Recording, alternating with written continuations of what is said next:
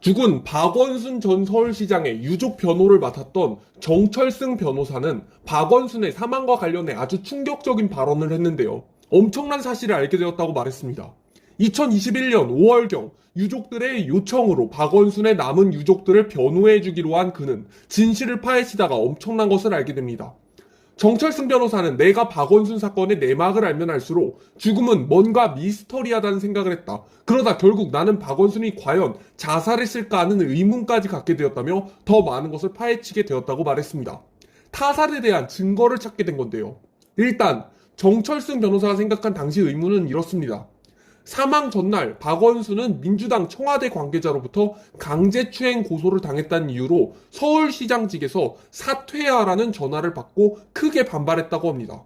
사망 당일 박원순이 가벼운 등산복 차림으로 나선 것은 자살하기 위해서가 아니라 등산로 옆 공터에 있는 자신의 안과 컨테이너 박스에서 누군가를 만나기 위해서일 수 있다는 겁니다.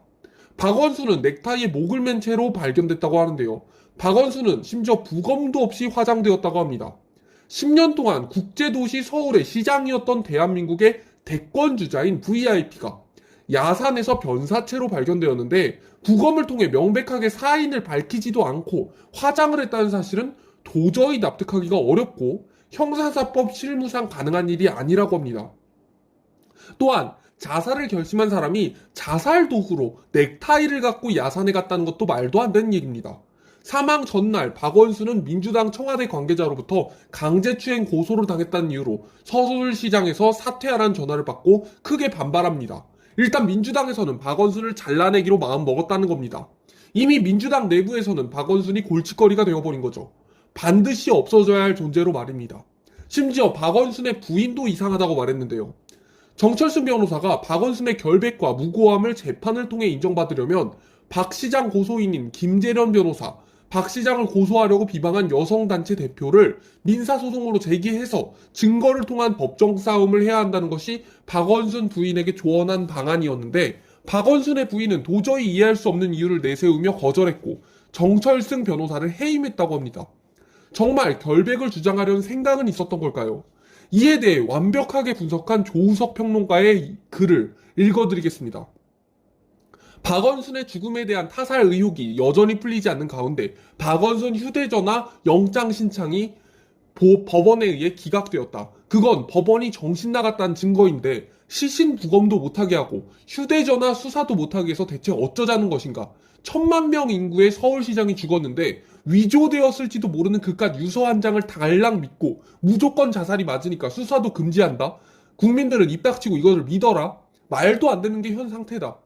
아무리 창피하고 굴욕적이라 하더라도 미투 때문에 죽은 사람은 없었다는 사정을 잘 염두에 두고 현명하게 봐야 하는데 와룡병원에서 시신을 실었던 차량은 119 차량이었는데 막상 서울대병원 응급실에서 도착했던 차량은 명성특수 차량이라는 이유는 대체 무엇일까? 그 다급한 상황에서 차량을 바꾸어야 할 이유가 무엇이었나? 그게 차량 바꿔치기가 아닌가? 합리적으로 이해할 수 없다. 어느 네티즌 말에 의하면 왠지 불안하다. 혹시 나한테 연락이 끊기면 즉시 경찰에 신고하라라는 말을 하고 전해졌다고 합니다. 그런데 제가 아는 정보로는 그것도 통화가 아니었다. 문자 메시지였다는 겁니다. 그렇다면 숱한 의혹 앞에 왜 경찰은 통화 내역을 공개하지 못하는지 이런 문제도 있습니다. 게다가 박원순의 딸이 실종 신고 직후를 한 후 박원순 유튜브 채널이 사라지고 인스타그램까지도 비공개 처리가 되었는데 사망이 확인되기도 전에 숨김 처리되었다는 것도 말이 안 되는 일입니다. 자살하러 간다고 해서 그간의 자신의 기록이라고 할 수 있는 것들은 모두 삭제하고 간다? 이게 정상적인가? 그런 의문은 너무도 수두룩한데 CCTV에 박원순으로 보이는 사람의 모습 역시 그러합니다. 그의 걸음걸이는 보는 사람마다 다를 수 있겠지만 처절한 모습이 아니라 누군가와 단판 지으러 가는 주먹을 꽉 쥐고 씩씩하게 빠른 속도로 걸어가고 있었습니다. 편견을 버리고 다시 보면 그 영상의 모습이 자살하러 가는 모습의 사람이라고는 절대로 볼 수 없을 것입니다.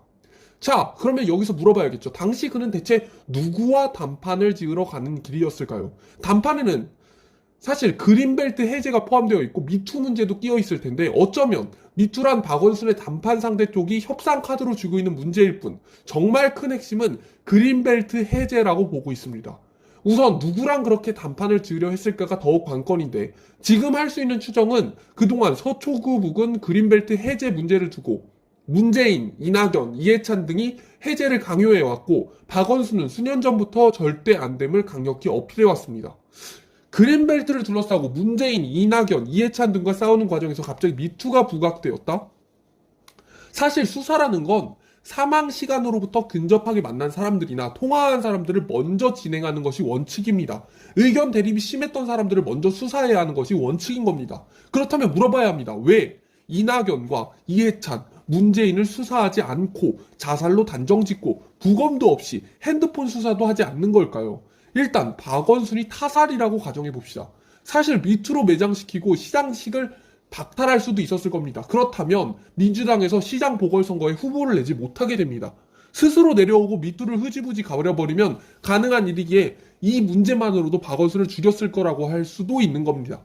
사실 박근혜 대통령 때도 마찬가지였죠. 박근혜 대통령이 탄핵되었기 때문에 사실 우파 쪽에서는 보수 우파 쪽에서는 대통령을 내지 못했습니다. 문재인이 대통령이 되어버렸었죠. 이런 것처럼 사실 박원순이 그런 식으로 내려오게 되었다면 절대로 민주당 쪽에서 서울시장을 낼 수 없었을 겁니다. 그렇다면 더 큰 이득과 관련이 있었을 건데요. 그게 무엇이냐?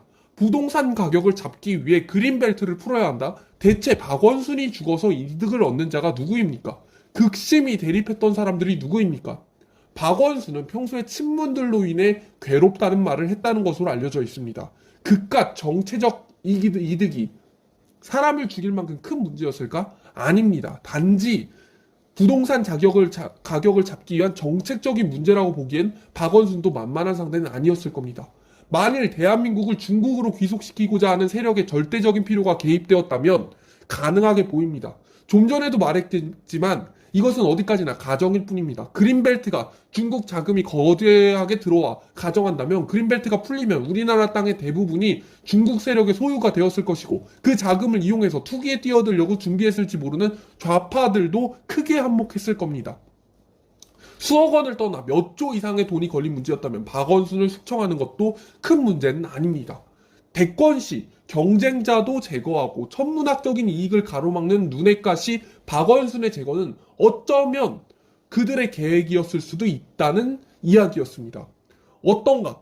이러한 문제를 보면은 박원순의 문제는 자살이 아니라 타살일 가능성이 높다는 칼럼이었습니다. 그리고 그것은 현 정부의 핵심인 문재인, 이낙연, 이해찬과 연루되었을 가능성을 배제할 수 없다는 것이 바로 이 사람의 주장이었습니다.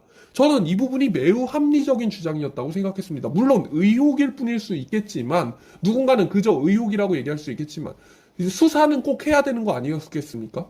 사실 의혹을 떠나서 왜 수사도 하지 않았다는 게 문제입니다.